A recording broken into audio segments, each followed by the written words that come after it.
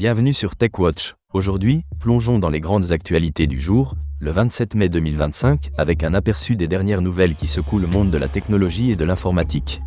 Accrochez-vous, car nous avons un programme riche en informations fascinantes.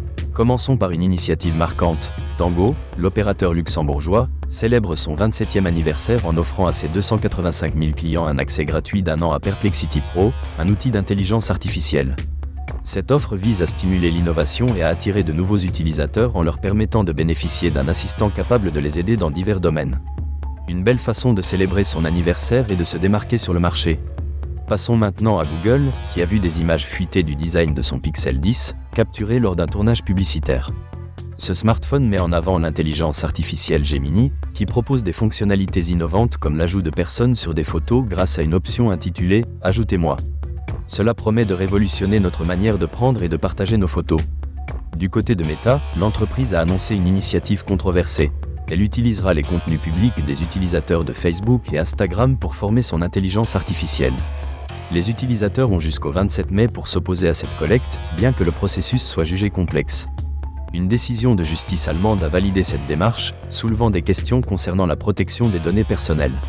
Oracle a passé une commande colossale de 400 000 unités de processeurs graphiques Nvidia pour un montant de 40 milliards de dollars.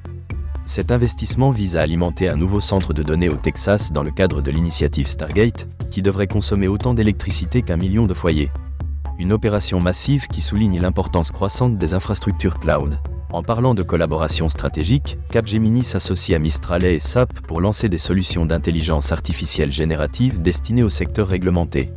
Ce partenariat vise à offrir des cas d'utilisation métiers sécurisés, répondant ainsi aux besoins croissants en matière de conformité. SUSE renforce sa présence sur le marché français en se concentrant sur la migration vers VMware et Kubernetes, cherchant à capter une part de marché en pleine évolution. Une autre nouvelle importante concerne GitLab, dont l'assistant de codage a été mis en lumière en raison d'une vulnérabilité permettant d'afficher du contenu dangereux. Cela soulève des inquiétudes quant à la sécurité des outils de développement.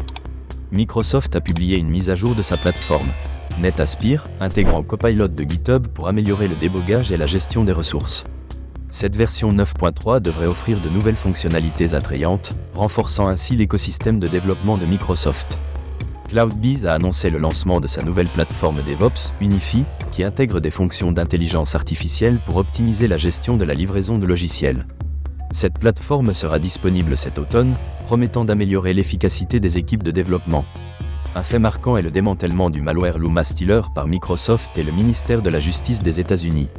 Ce malware a infecté plus de 400 000 ordinateurs, et son élimination représente une victoire importante dans la lutte contre la cybercriminalité. Alcatel-Lucent a promu Sandrine El-Kodri au poste de vice-présidente exécutive. Ce changement de direction pourrait apporter un nouveau souffle à l'entreprise. Euratechnologies, l'accélérateur de start-up, annonce une réorganisation en recentrant ses spécialités sur l'intelligence artificielle, la sécurité et l'informatique durable. Cette décision témoigne des tendances vers des technologies plus respectueuses de l'environnement.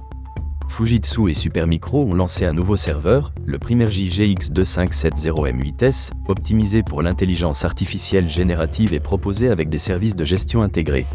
Cela pourrait intéresser de nombreuses entreprises à la recherche de solutions performantes.